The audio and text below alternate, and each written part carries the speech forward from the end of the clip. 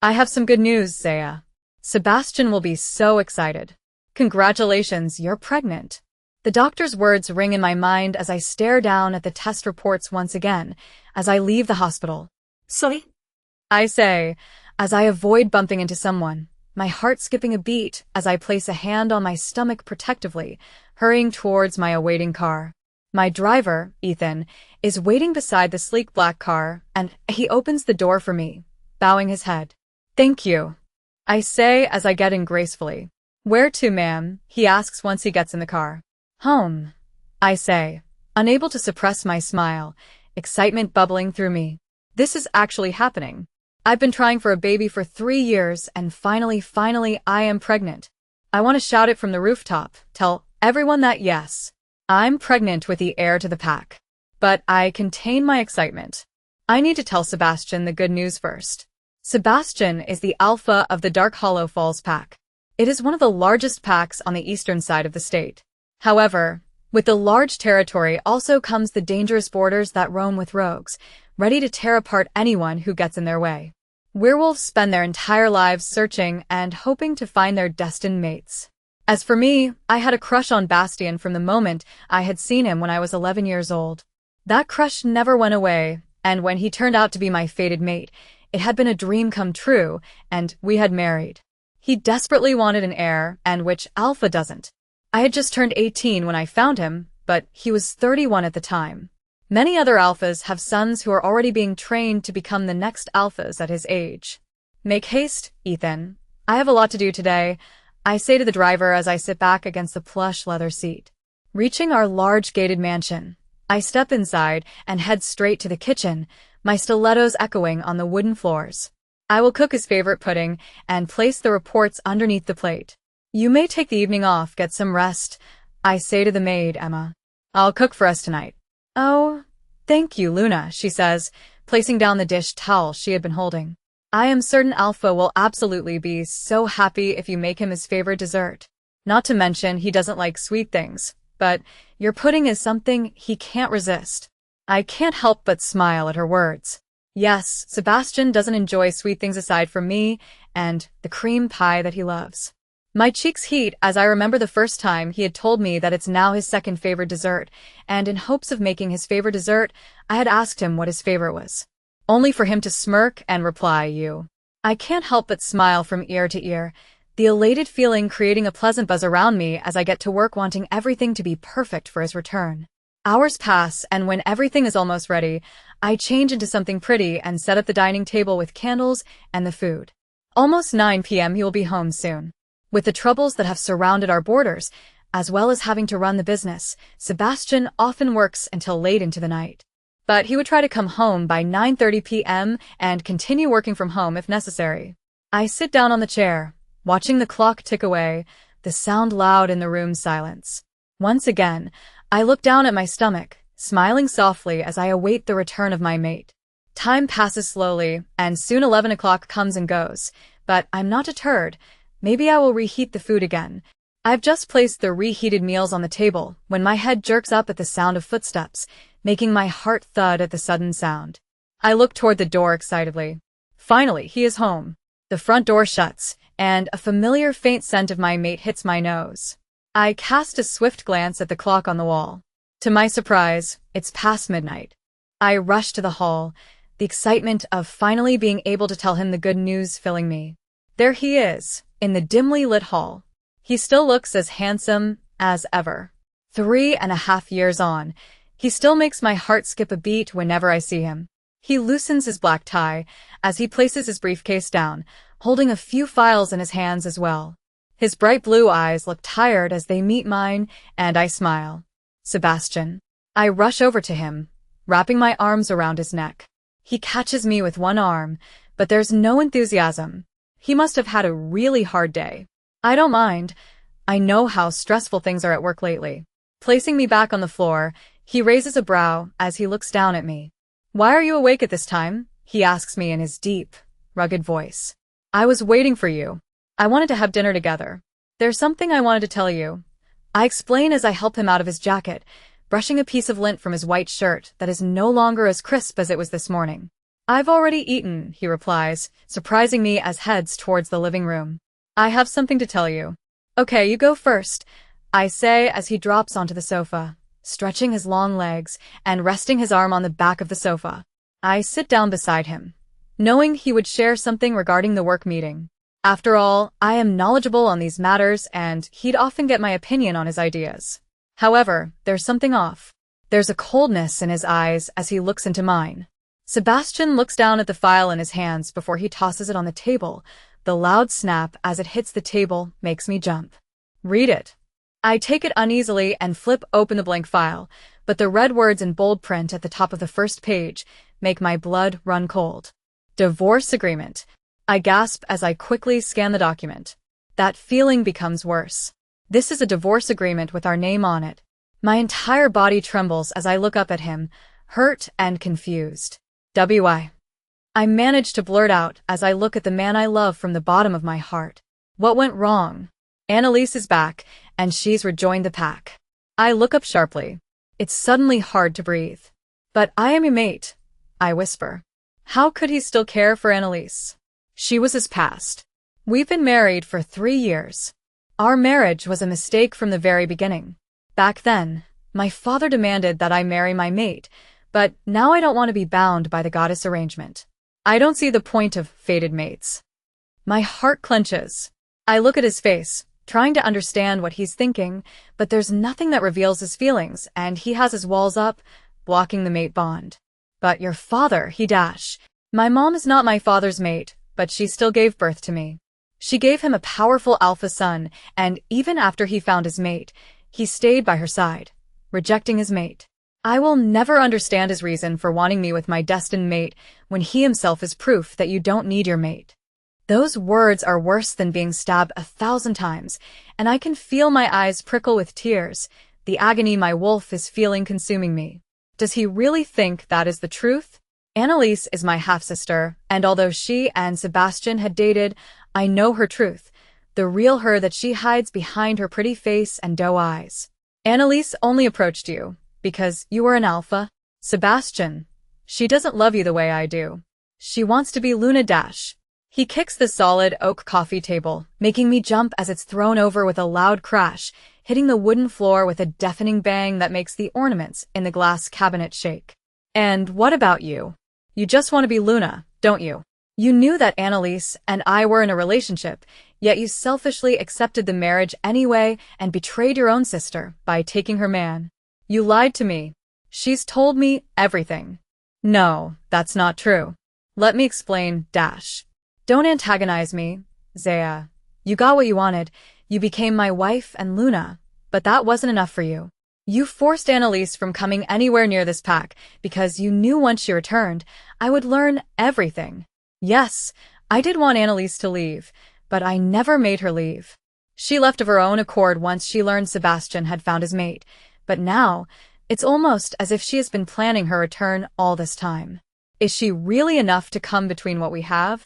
Sadly, I look into his eyes, realizing he never trusted me. He's now judging and calculating everything I gave him with suspicion, as if I had played him to gain the position of Luna. Doesn't he realize I fell for him before I even knew he was an alpha? Has he always been wary of me? That one person can come between us and ruin it all? Did he even for a moment truly love me wholeheartedly? I can't understand it. Tell me, Bastian.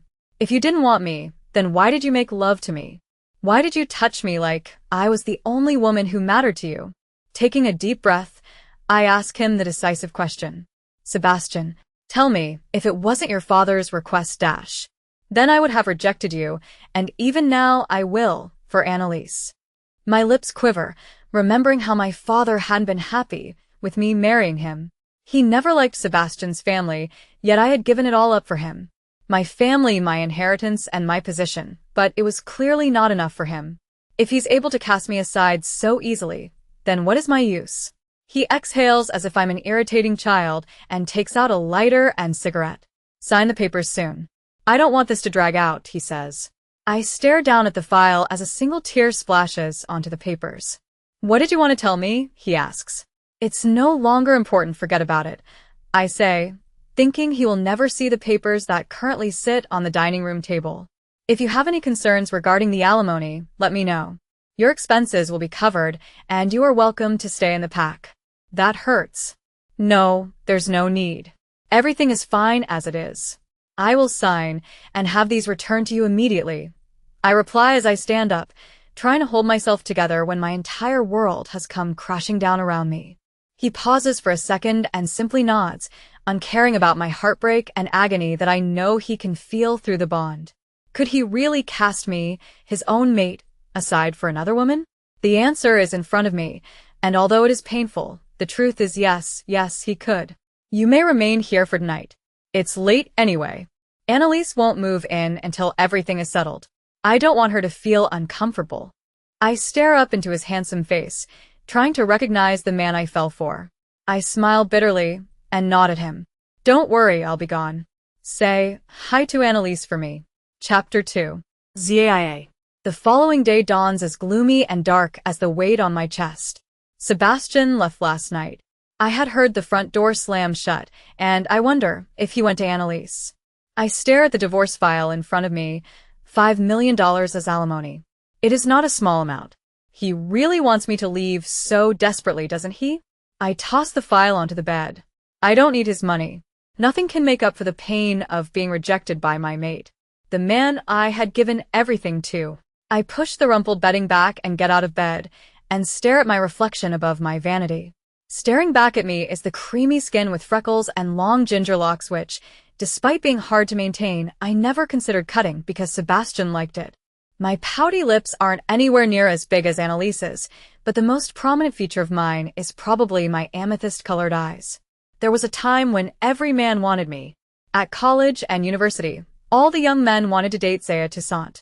My reputation in my studies and as the daughter of Alpha Hugh Toussaint only added to that. I came from a reputable pack, one whose size is almost as big as this one. However, their reputation is vastly different. Where my father's pack is known for its social status and influence, the Dark Hollow Falls pack was known for their power and their control. No one wants to cross them. I stare down at the papers in my hand. Placing a hand on my stomach, I calm myself. Stress is not good for the baby. I will not sit here and weep. I will show him I am fine. Determined, I ball my fists still holding those hateful papers before I get ready for the day and make my way downstairs. Did the Alpha not return last night? Emma asks, stepping out of the dining room with the uneaten dishes from last night. He came late, and I had fallen asleep, I reply, forcing a smile as I lead the way to the kitchen. You look pale, Luna.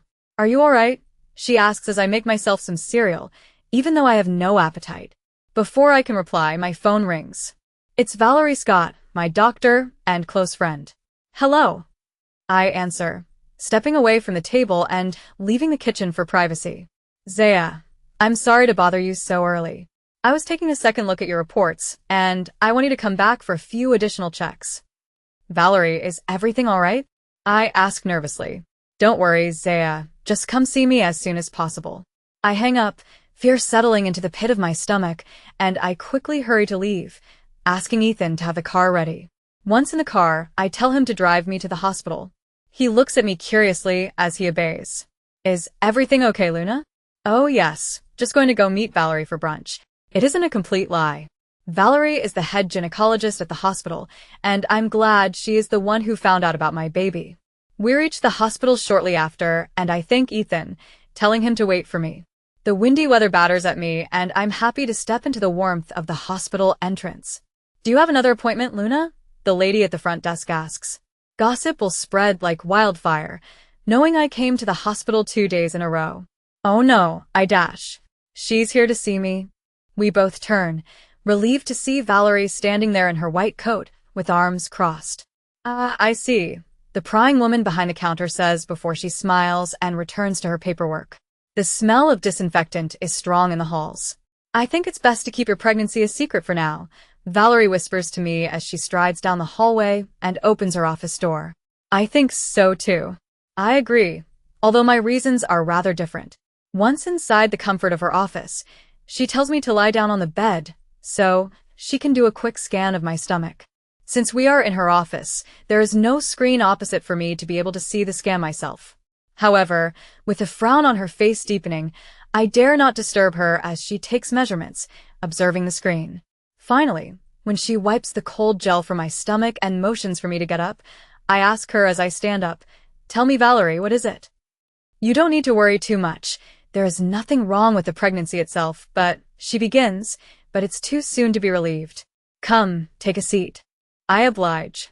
Taking a seat, she sighs as she sits down behind her desk. "But," she sighs, tilting her head as she opens up a file on her desk. "But your health isn't great." I'm surprised, to be honest. "You come from a strong bloodline and you seem healthy and fit, but after looking through your reports, you are extremely weak and that can affect the growth of the children." She puts the file down and I frown. My eyes fly open. "Children?" "Yes, Zaia. You are having twins, which makes me all the more worried about this pregnancy and your health."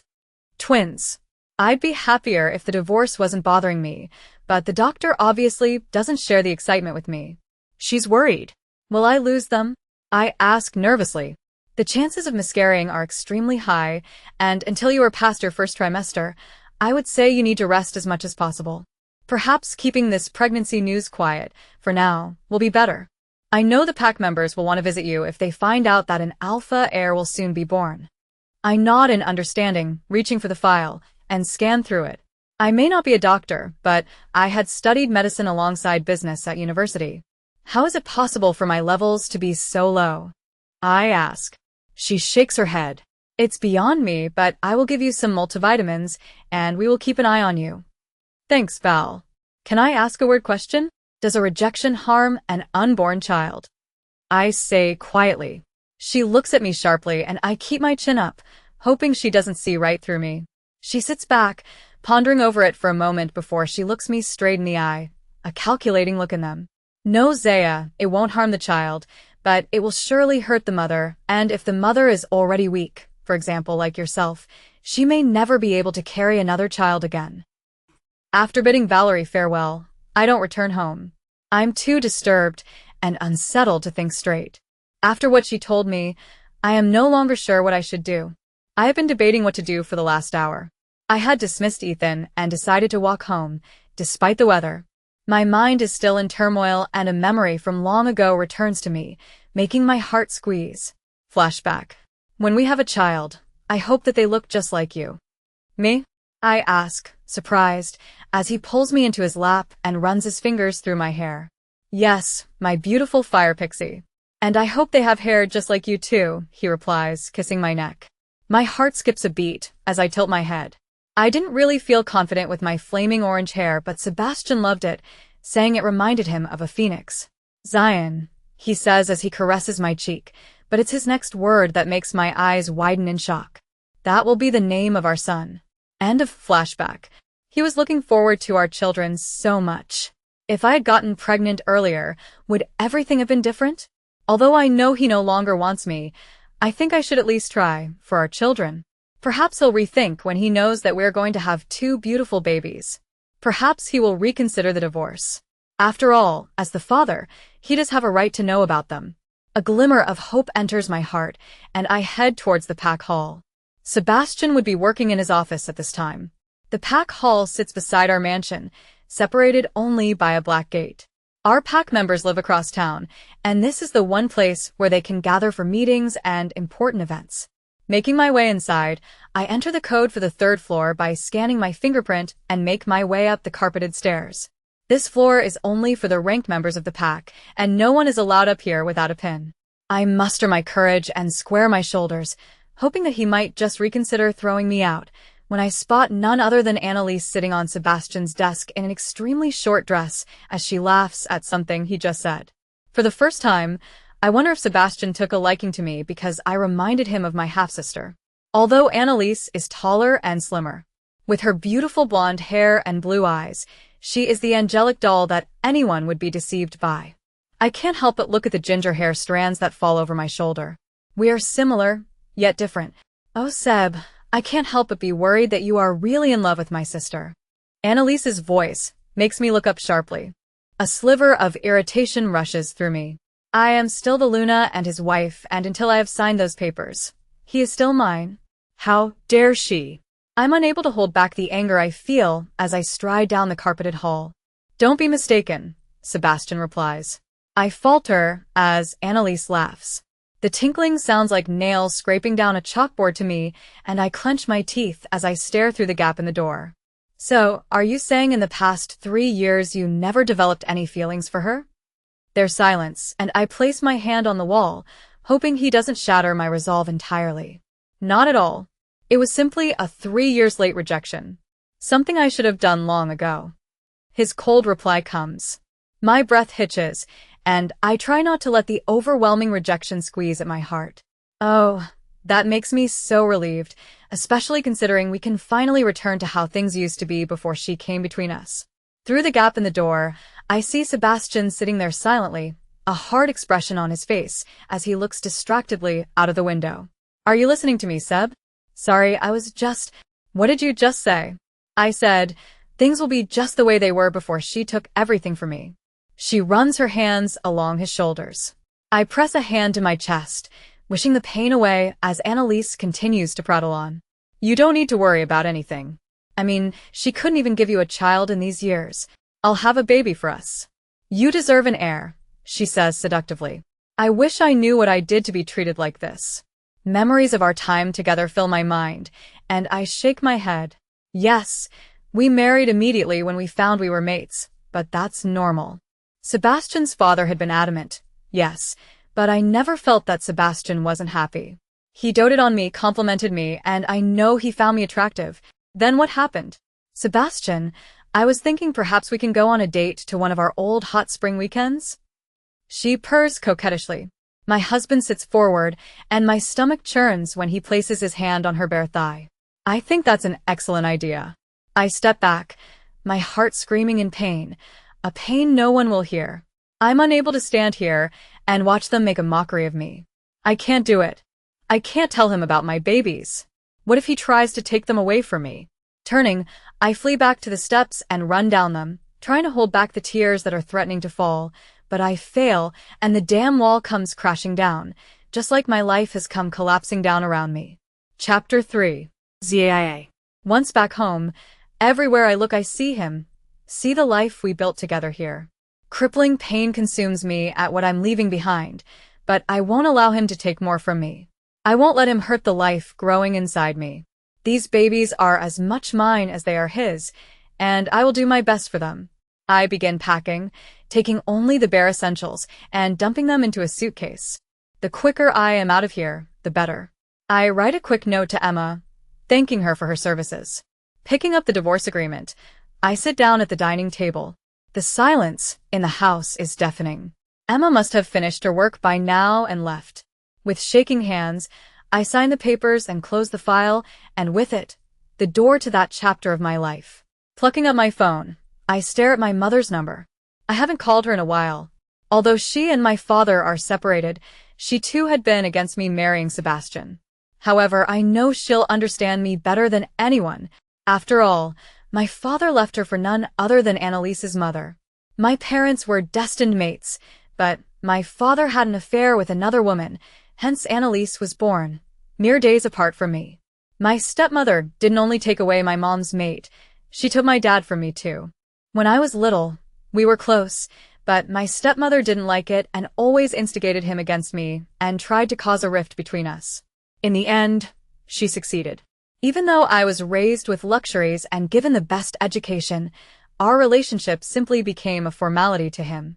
A responsibility he no longer wanted. As I grew up, my father kept in contact. Of course, he'd even drop by on my birthdays, but the moment I refused to give up Sebastian for Annalise, he had disowned me too. I will go to Mom's home and ask if I can stay there for a few days. Just long enough for me to sort things out with myself.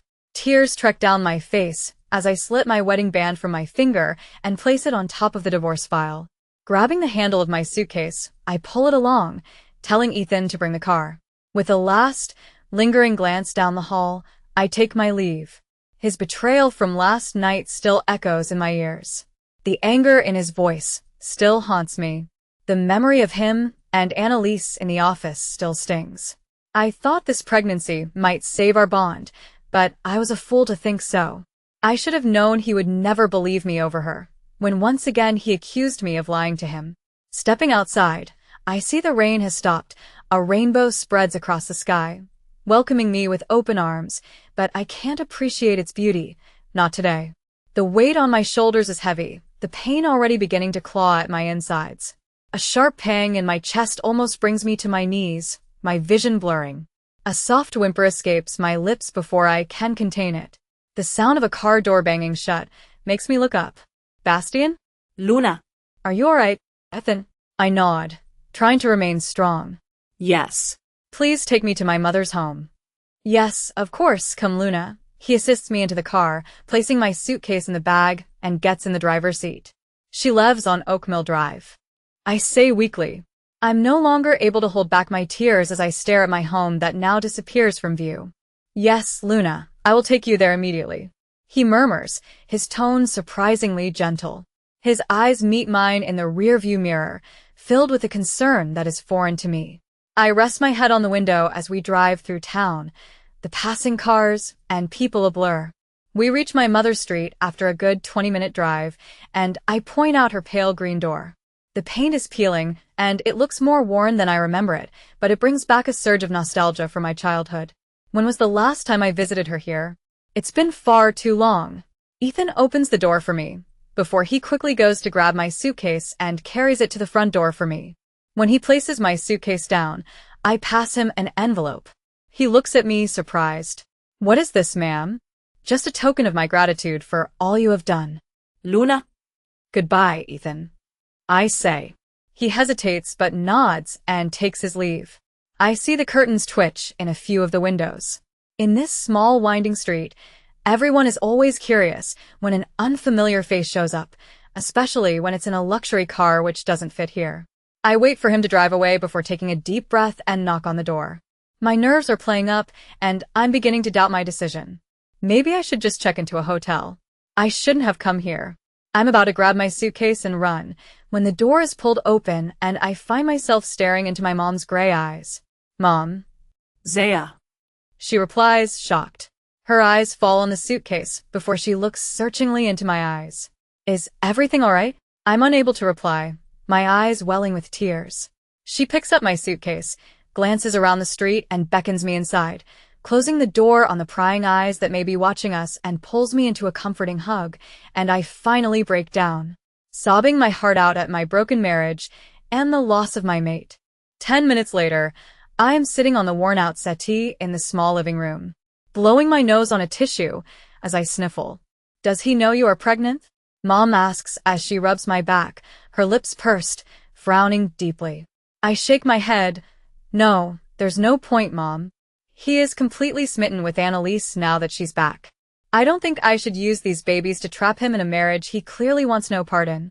Mom sighs and nods her head. If you don't want him to know, then we'll keep it secret. Babies are never the way to keep a man. He once dropped Annalise for you, even if he remains with you temporarily, because of the children. He will drop you one day, just as he has done now. Mom, we were destined mates. You know how important that is. I did not think he'd do this. I protest. It's not like I stole anything that did not belong to me. She sighs, patting my arm. Yes, dear, I do, but only relying on the mate bond is not enough to keep a couple together. You knew this, but you had fallen in love with him and chose to ignore that. But he clearly didn't care enough. I know, I murmur, feeling saddened that she still thinks that, after all, Sebastian had treated me well up until now anyway. Has he rejected you yet? Mom asks when I'm a little calmer. I shake my head. Not yet, but I'm sure he will soon. Will his rejection harm the babies? I shake my head. No, I did ask Valerie, but she said I will probably not be able to have any more children after this. Goddess. Zaia, we can't let him reject you then. It will ruin your chances of being a mother. Mom. I still have them. These two precious babies that are growing inside of me. They are more than enough. Besides, I don't think I can ever love again. I say quietly, placing a hand on my stomach. I've made up my mind. I will let him go. I hope you can support this decision and keep it secret. Reaching out, I hold her hand tightly in mine. Her hands are colder and feel more wrinkled than the last time I held them. I give them a squeeze, hoping she'll understand. Very well. I don't think you need him. Tomorrow go, and be over and done with him. Then you can focus on yourself and your children. You are still young, Zaia. You will find someone better. Will I? Then tell me, Mom. Why haven't you moved on? She stands up, my words clearly upsetting her. My situation was different. I'm sorry, Mom. I say, getting up. She turns back to me and smiles sadly as she shakes her head. No, Zaia, it's all right. We'll be okay. She says before pulling me into a warm embrace, one that I truly need. You have me. Your children have me. We will move away from this pack, somewhere on the outskirts of the city or further away. Somewhere he will never be able to find you, or try to take your children. I promise you, I will keep you safe. I nod and Mom takes her leave, saying she'll go prepare my bedroom for me, leaving me alone in that ornate living room. After a few moments, as I listen to the floorboards creaking under her weight as she moves around upstairs, I take my phone from my bag. Taking a deep, steadying breath, I dial Sebastian's number. It only rings once before he picks it up. Hello. I want to let you know that I've signed the papers, and I have left. I say, trying to keep my voice steady. He's silent for a moment. Good to know. We will hold the rejection tomorrow morning. Come to my office at 9 o'clock sharp. Like it's just another business appointment. That's fine. I will be at the pack hall on time. I reply quietly. Okay. I hang up, my heart pounding against my ribs, matching the rhythm of the clock that hangs ominously on the wall. He doesn't even regret his decision, not even one bit. Chapter 4. Zaia. The next day I reach the pack hall early. Sebastian has texted to say he'll send a car, but I refuse, saying I'll make my way there by myself. I have donned a simple black dress, and Mom has pinned my hair back in a neat bun. Are you sure you don't want me to accompany you inside? Mom asks, holding my hands. I nod. I'll be all right. Just wait here for me. Leaving her outside, I head inside, making my way to the third floor. I'm surprised he hasn't changed the PIN code. Maybe he forgot. Approaching Sebastian's office, I'm about to raise my hand to knock when I hear the sound of talking coming from inside. But I want to be here. Annalise's sweet voice comes. She moans, and I can just envision her pouting as if she is a child deprived of her favorite treat. This is between me and Zaia. I will meet you outside when it's done. Annalise obviously wants to stay and witness how Sebastian rejects me. A huge part of me is relieved that he has refused her. This is already humiliating, and if Sebastian allows her to stay and see how I suffer from the rejection, it will only be the icing on the cake for her. She has already taken everything from me, but she still doesn't want to miss a chance to hurt me. Fine, then. I hear her say. The door is pulled up, and I come face to face with Annalise. She looks me over, a smug smile on her pretty face, but it just makes her look ugly. She doesn't say a word, her shoulder hitting mine as she walks out. I glance at her back as she hums to herself. Of course, for her, this rejection is something to celebrate. I look ahead to where Sebastian is sitting behind his desk. He looks handsome in a navy suit, but his face is emotionless. I step inside and shut the door behind me. Sebastian stands up and walks toward me as he looks me dead in the eye. A tense silence fills the air. Care for a drink? He asks, taking 2 glasses from his bar and picking up a bottle of what was once my favorite wine. No, thank you. I say quietly. I can't drink because I'm pregnant. He can save the wine and celebrate with Annalise. His mood instantly darkens at my refusal, and he pours himself a full glass, downing it in one go. Then let us get this rejection over with, he says coldly, placing his glass down harder than necessary. I take a deep breath, my heart hammering as I prepare myself as best I can. Let's, I reply, my eyes flashing with determination. I will not show him how this is breaking me. He observes me for a moment, no emotion showing. I, Alpha Sebastian, king of the Dark Hollow Falls Pack, reject you, Zaia Toussaint, as my mate and Luna. I gasp as pain rips at my chest, and I feel the violent pull of the bond tear through me, but I keep my head up, refusing to feed Annalise's smug look of victory when they laugh over this moment together. Sebastian is watching me, almost as if doesn't think I can do it. I, Zaia Toussaint, former Luna of the Dark Hollow Falls Pack, accept your rejection, Alpha Sebastian King. A whimper leaves my lips as I feel the final threads of the bond between us break, and I'm left in agony. I clutch my neck, feeling it burn. You accept it, he murmurs in the distance, but I can't focus. As the pain heightens, I'm struggling to breathe. My vision darkens, and I turn my head to look at the man I once called my own. Our eyes meet one final time before I succumb to the pain. The incessant beeping of a machine makes me crack open my eyelids. My entire body is aching as if I have run a marathon. A groan leaves my lips as I look around to see Valerie and Mom talking. They turn and look at me. "You're awake, Zaia," Mom says as she rushes over to me. "Ms. Walton, please, allow me to run some tests." I force a smile to tell Mom I'm fine as I lie here, a huge gaping hole in my chest, and there's a part of me wanting to give up. "Are my babies okay, Valerie?" I whisper. "Yes, they're stronger than you think. You should care more about yourself.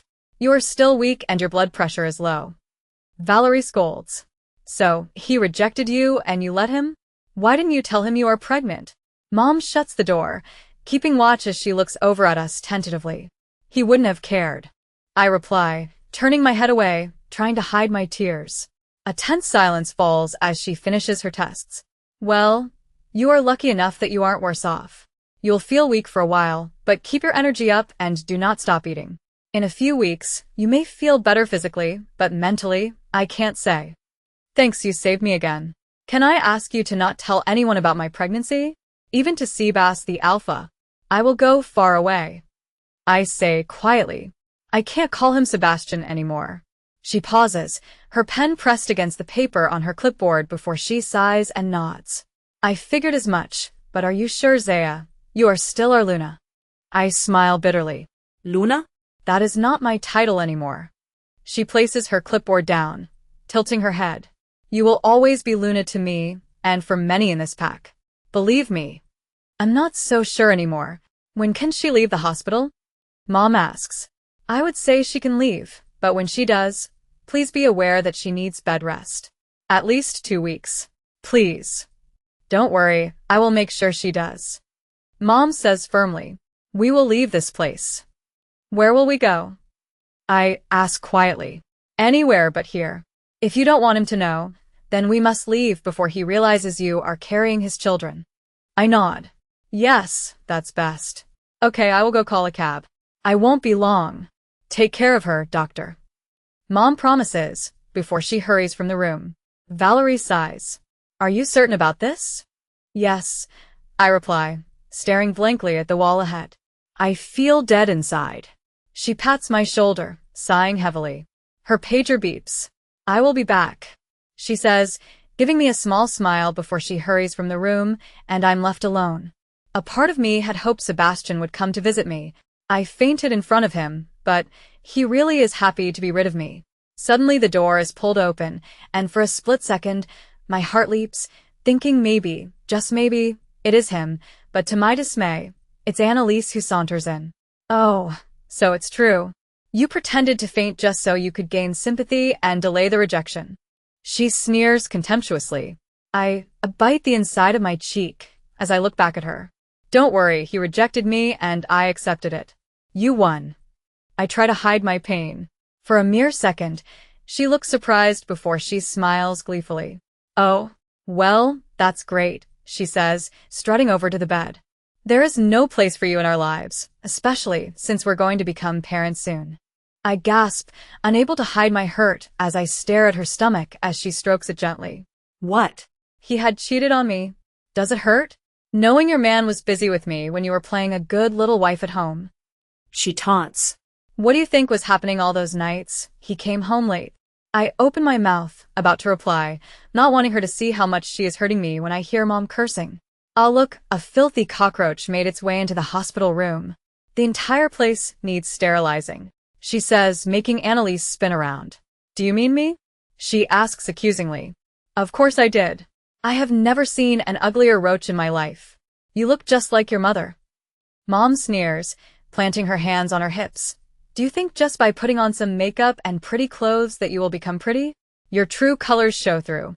Now get out." My daughter is not well, and the doctor made it clear she should not be around vermin. I hide my smile as Annalise stands there, her mouth hanging open. And my father will hear of this. Oh, please, I would like to see what he does. Mom snaps back. Annalise's head whips around to me, casting me one final glare before she storms from the room. Come, the taxi will be here in 15 minutes. You know there is barely any signal around here. I might need to change my network. I smiler fænslige her. Thank you. I say softly as I sit up. She pauses and looks down at me. The corners of her eyes crinkle as she smiles warmly at me.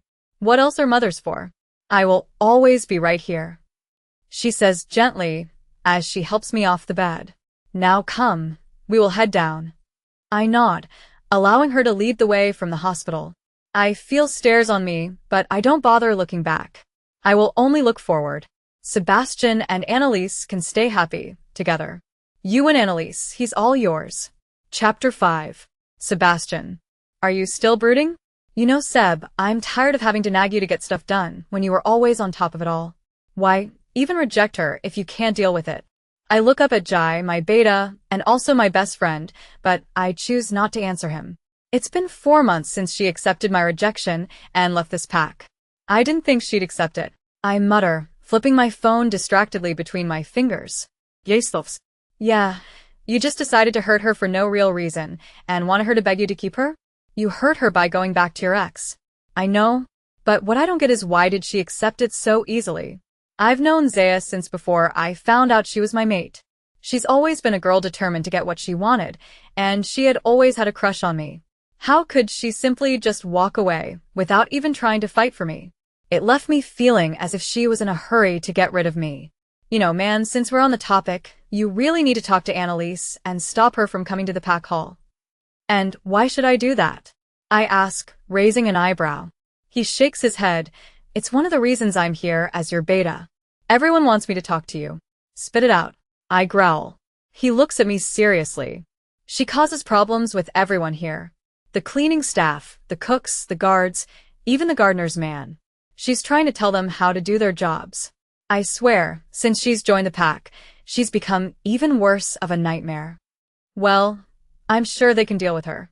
I have more pressing matters to deal with than getting involved with such meaningless matters. He scoffs. Really, man? Like this is the menace you want to make your Luna? The pack has all been against it. No one is ready to accept her as their Luna, let alone as a member of this pack. I am the alpha. The pack should learn to accept what I say. You are an arrogant alpha hole. No one will ever accept her. On top of that, you aren't ready to publicly tell anyone you are divorced. Heck, just last week you told the alpha of the Crimson River pack that your Luna was visiting family. What is that all about? I don't respond, my brows furrowing. I have kept Annalise and the divorce a secret for now, because my father will not be pleased. None of this has gone as planned. My hands were tied, and at the time I saw no other solution but to reject her. Are you even listening to me? Your parents will be back from their holiday soon. I for one want to be present when you tell them that you divorced our beautiful Luna, because they will find out, even if you command the pack members to keep it a secret. I glare at him as he continues, unfazed by my rising anger. Seriously though, Zaia was the one for you. She was gorgeous. I don't even see what you see in Little Miss Plastic Annalise. Zaia was perfect, her hair, the way it bounced with every step. Remember how it used to fall over her eye, no matter how many times she'd push it back? Kinda like tempting you to do it for her? And the goddess made her for you. She was your destined mate, man. I frown at him, a flare of jealousy rushing through me. The goddess isn't always right. But he still continues. Okay, fine. Her hot look should have been enough. I mean her body, she was perfect, and by that I mean those curves. Damn, you're crazy not to want to be enjoying that dash. I snarl as I slam my phone on the table. Watch it. I growl. He jumps a little, shocked at my outburst. My chest heaves as I try to control my rage. That's my woman you're talking about. Your ex-woman, Sebastian, your ex. You rejected her, remember? My eyes flash dangerously. Jai might be my best friend, but right now I am tempted to break his damn nose and ruin that pretty boy face of his. I don't care. She was my mate. That is something that won't change. He raises an eyebrow, storming to the door. He's angry, but his wolf won't allow him to disrespect me, his alpha, further. Right. Only you have Annalise now. I'm not going to claim her, Seb, but if someone does, you have no right to stop it. You rejected her. The door slams shut behind him as he leaves me alone in my office. I curse, slamming my fist into the table. My life has always been complicated. The situation with this pack, my family, their dictating ways, and things I don't want to go into. When I found out Zaia was my mate, I didn't know what to feel. She was too good for my lifestyle, too good to be a part of the King family. The secrets that even 3 years in, she never knew of. I'm certain if she knew them, she herself would have probably rejected me long ago. Secrets I wanted to protect her from at all costs. Dad had put down the ultimatum that I would only get the business and pack if I found and married my destined mate. Someone who happened to be the sister of my girlfriend. Broken-hearted, Annalise had suddenly left without even allowing me to explain. I don't think Dad had expected me to actually find my destined mate, but I did, and he had to honor his words. I never wanted her to fall for me. I kept her at arm's length to begin with, planning to divorce her a year into the marriage. Not planning to consummate the marriage, either, but her innocence, her beauty, and her confidence won me over. Before I realized it, we were a real couple. I fell for her, just as deeply as she had fallen for me. I loved her, and I still do. But the day Annalise returned and told me she had been kept captive for 3 long years, had shaken me. She had managed to escape, but when she told me she had overheard them mention the one who had ordered her kidnapping, I had lost it. It was none other than Zaia. I didn't believe it straight away. How could I? I had first checked our bank statements. Sure enough, every month, she was paying an isolated bank account a large sum of money. With my money. She had fallen to such levels just to keep Annalise away from me, and her true colors were revealed when she had accepted my rejection so easily. Only someone cold-hearted was capable of that. I'm getting angry again, and when the door slams open, I almost want to punch the intruder in the face. Knock. I snarl at Jai. No, Seb, you're going to want to see this. He says, he's pale, his heart thudding as he holds out the file in his hand. I frown as I stand up and snatch the file he was holding in his hand out to me. But they... Please don't. I glance up as Dr. Scott rushes in, Zaia's friend. I haven't seen her around in a while, but with Zaia gone, there's no need for us to meet. Her face is paler than Jai's and she freezes when she sees the file in my hand and I frown. What exactly is this? I'm about to flip it open when, to my surprise, she rushes forward and snatches the file from me. It's nothing, Alpha. Please let me go. She whispers, glancing towards the door. I'm seriously not in the mood for this. Fine, whatever, just get out. I snap, glancing at the file in her hand.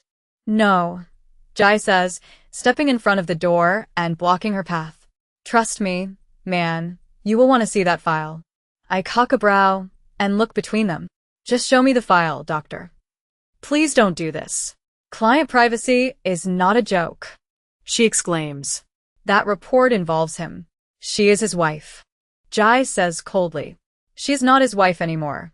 Valerie says coldly. Zaia?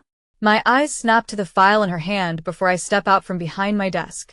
She backs away from me, fear clear in her eyes. What are you hiding? I ask.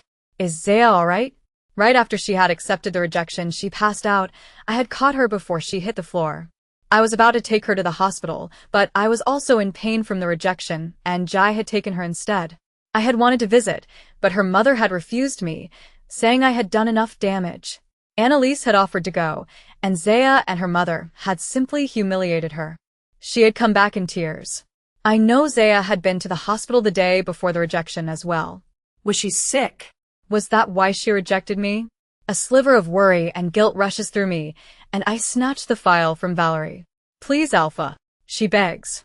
Ignoring her, I flip it open as I turn my back on her and scan the file.